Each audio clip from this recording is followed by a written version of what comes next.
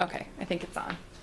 All right, so the first of the other three senses that we're going to talk about today is touch.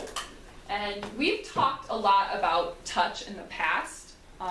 Anytime that we were talking about the nervous system in biology, I would often use the example of when something touches your arm, well, that takes in that sensory information, and then what happens to it?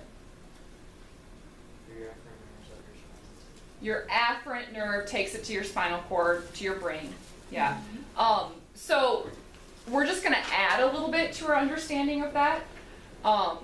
You already know that there are receptors in your skin that take in that sensory information, but what we're going to add to your understanding is the fact that there are different types of sensory receptors that will sense different types of sensory input. So you have different sensory receptors for temperature, so hot and cold, pain, and pressure. Wait, why does pain go up so high? I think it probably has to do with it needs to be up that high to be able to really sense pain. I don't know. It's just, I don't know. I feel like if it was a lot lower, we wouldn't feel as much pain, and that wouldn't necessarily Yeah, be a bad and thing. there, touch is low. it's probably important that you're able to sense pain relatively quickly. So is it the pain you're feeling from the burn, not the heat then? Yes, so if you have extreme heat or extreme cold, that actually triggers a pain response. So you have separate receptors that will receive the signal for like warmth and coolness. But if it's like really hot or really cold to dangerous levels, you will perceive it as pain, which you've probably experienced before, either with a burn or even if your hands get like really cold when you're outside in the winter. Have you ever had that feeling where it's like, this is more than just my hands feel cold, this actually hurts? Mm-hmm. Yeah. Okay. Now, thankfully, for your guys' sake, you don't have to know the names of all of the different types of touch receptors, except for one of them, and that is the receptor that is associated with pain. And those are called nociceptors. So nociceptors are just sensory receptors that detect harmful stimuli. So sensory receptors that detect painful sensations.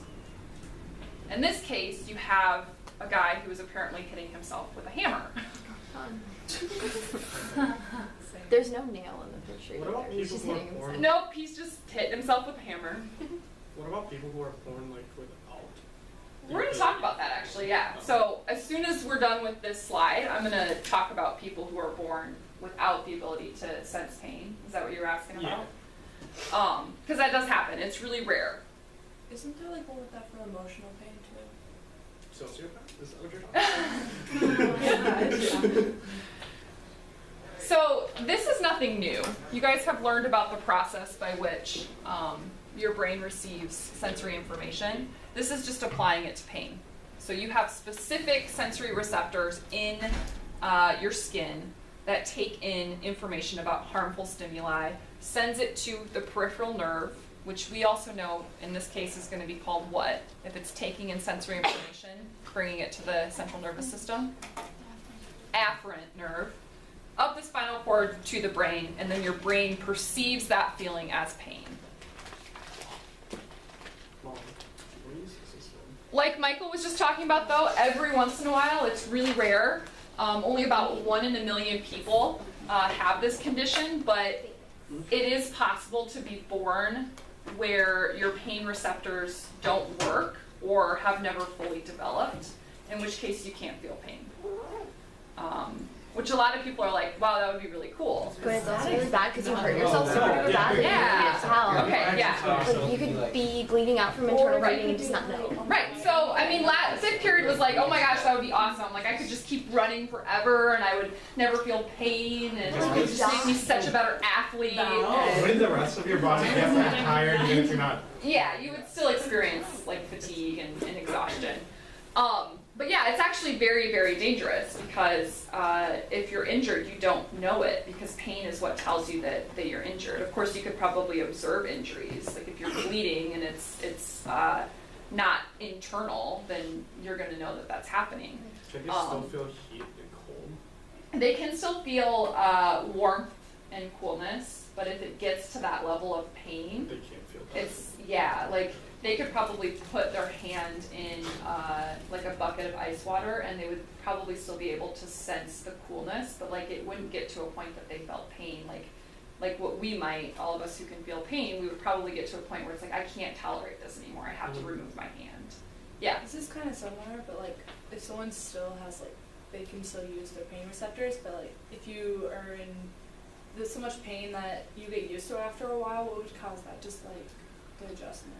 That's more of like a pain tolerance type thing, and you're adapting to it.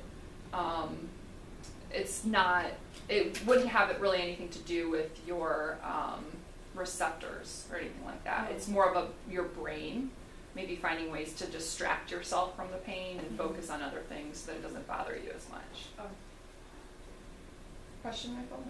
Oh. Just let me know. Okay, so I'm going to show you guys this video. It's about a young girl who was born without developed pain receptors, and it really demonstrates the danger of this condition, particularly when it comes to young kids, because she does some pretty crazy stuff. And at first, her parents don't realize she can't feel pain.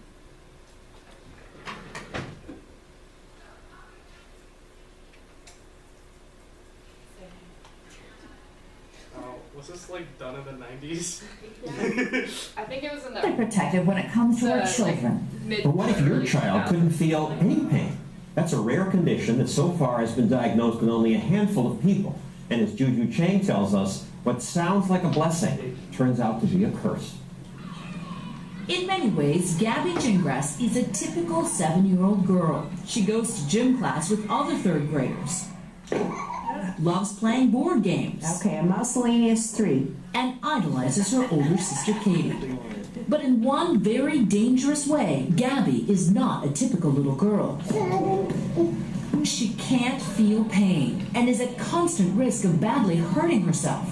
She's wearing a helmet and those goggles for a reason, but we'll get to that in a minute.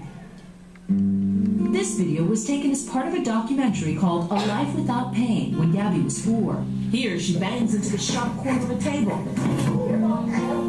but just keeps on going. And see how unfazed she is when this dog collides with her? just like, I'm fine. First 4 months of her life, Gabby was the perfect little baby. It wasn't until she started teething that her parents, Steve and Trish, noticed some odd behavior. I was massaging Gabby's gums one day, and she bit down on me ungodly hard. And when I pulled my finger out of her mouth, I pulled a tooth out of her mouth.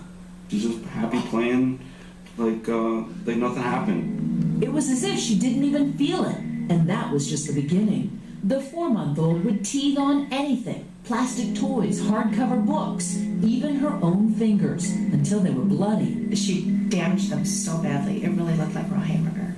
It was that chewed up and mangled. She would also chew on her tongue like it was bubble gum.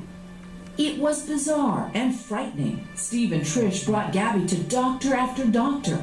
For months, specialists tested the baby for everything, from metabolic diseases to rare genetic disorders, and ruled out one disease after another.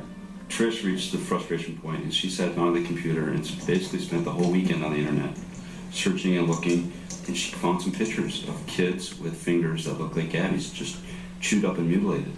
That was the first time we'd heard the term hereditary sensory autonomic neuropathy. HSAN. It's an extremely rare genetic disorder that affects the sensory nerves. In Gabby, the nerve fibers that detect pain and temperature never developed. There is no cure.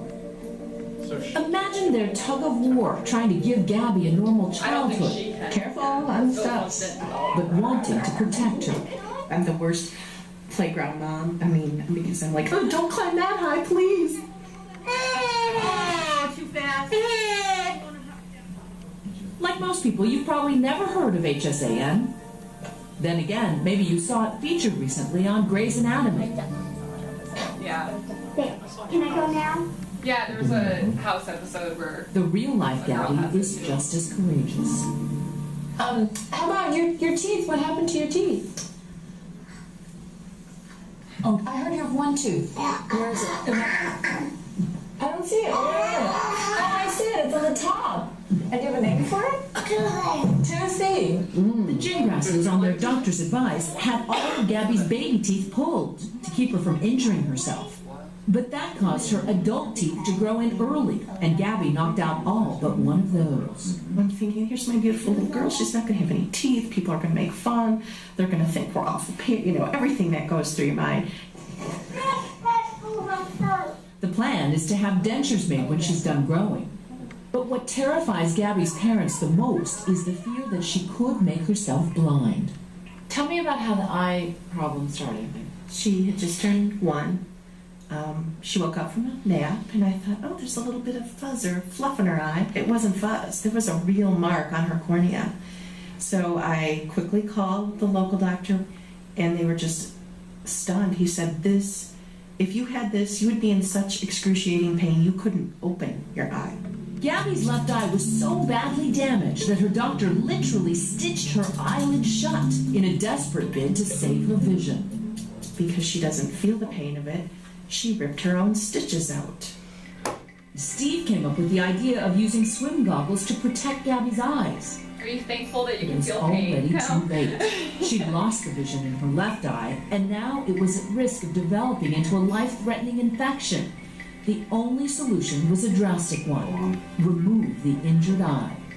It just brings back those images of the hospital and letting her go on the gurney, and no parent should ever have to do that. Today, Gabby has an artificial left eye. See how beautiful it looks? She wears a protective contact lens over the right one, which is also damaged. For good measure, she uses safety glasses during the day and those swim goggles at night. You all set? Yeah. Comfy? Despite all these precautions, Gabby still manages to hurt herself constantly. Do kids like Gabby reach adulthood?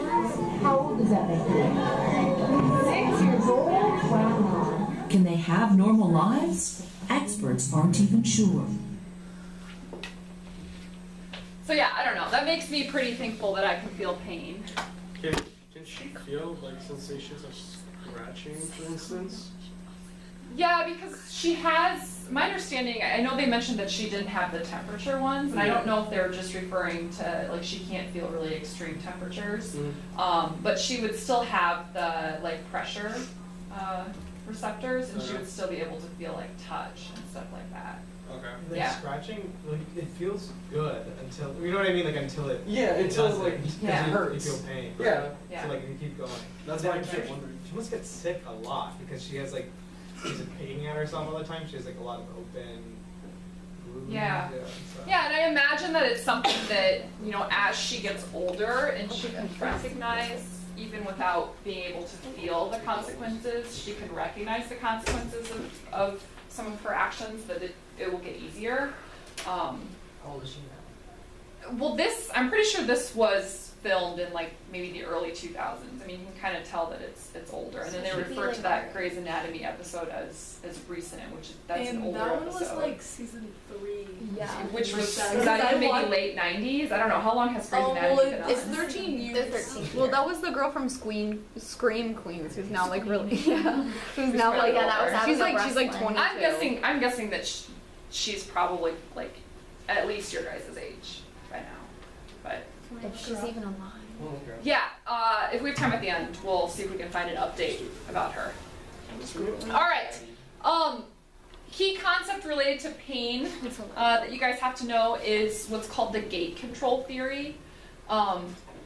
Basically, the gate control theory explains why things like acupuncture, massage, even like ice packs and heat to some degree can minimize a person's feelings of pain.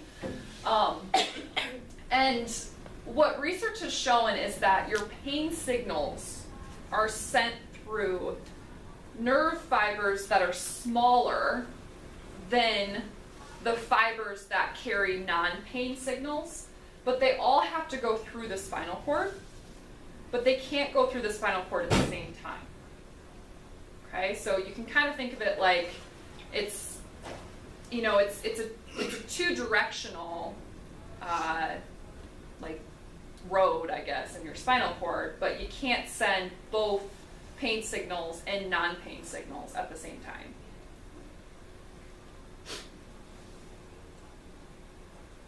The video that I have there that I'll play for you just looks like a picture of Legos right now. It's kind of a I don't know, a unique way of explaining gate control theory, but I think it actually helps people to understand it. So I'm going to play that for you. Also, turns out that Gabby is now 16 years old. Oh, you looked it up? Yeah. She's 16 now? She's 16 now because in 2014 she met with Oprah. Uh-huh. And to talk about that. How does she seem to be doing? It seems that she's Gabby's now 14, getting ready to enter high school, a typical teen who excels in school, plays saxophone and loves hanging out with their friends, so it sounds like she developed normally, but it says that she also still has like specialists to take care of her eyes, and the specialist to make sure that she can like recognize what situations will cause like extreme amounts of pain, Sure. so that she knows what to do in those types And of what situations. not to do. Yeah. Yeah, I figured it probably gets easier as they get older. Imagine two cars on a highway. Pain likes to travel to the brain at about 30 to 50 miles per hour. But then if you place a cold or a hot pack or even touch the skin, that travels to the brain at about 100 miles per hour. So it cuts off the pain signal to the brain, and instead of your brain perceiving the pain, it perceives the hot, cold, or touch instead. And that's how the gate control theory of pain works. So does each type of sensation have a different quote-unquote speed? Like, will all forms of pain have like that analogy of 50 to 60 miles per hour? All photoreceptors have That I'm not positive about. I do know that they travel through different fibers. I don't know that, I mean, there's really no, like the analogy is a little bit not a great one because like we've learned with neurons, it's not that they fire at a different speed, Yeah. right? It's like It's the rate of the message, the rate of the firing. Okay. So, but the important thing to recognize is that pain signals, non-pain signals, cannot both travel at the same time. So an example of this would be, like if you've injured yourself, and like let's say you have an insect bite, like a really bad insect bite, and it's really itching, like to the point that it's causing you pain. And so you take a cold pack and you put the ice pack on the insect bite. Has anybody done this before? Yeah. Yeah. Does anybody else get like really bit up if they're not careful? Yeah. Yeah. I think, Yeah. yeah. Yeah, I don't know what it is about. They say it has something to do with your blood type, I think, but there was one time, it's probably 2 summers ago now, that I had been sitting around a fire and I had put insect repellent on and stuff like that, but the next day I woke up and I literally had like 40 bug bites on each of my feet. Ooh. Nothing. And they're all on my feet though, just my feet. And it was so, I mean, like, I see. the itch was so bad that it became pain. In fact, a lot of research indicates that itchiness is actually just like a lower form of pain. Yeah, that's why I wonder. What like, if- yeah. those type of people can like actually feel itchy. Because if it's a low Well, pain, I thought you were asking if they could feel someone no, scratching like, them. like They might should not feel. it, They might not feel sensation. itchiness. Okay. Yeah.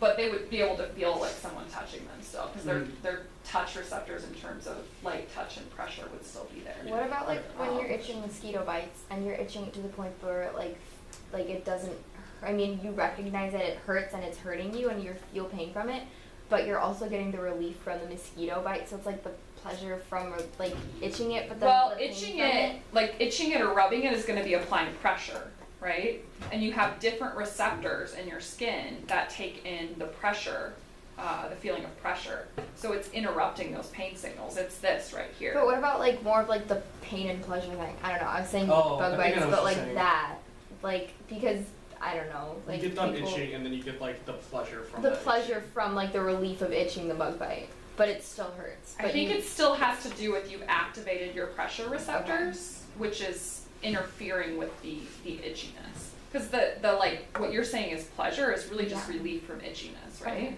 Yeah. Right.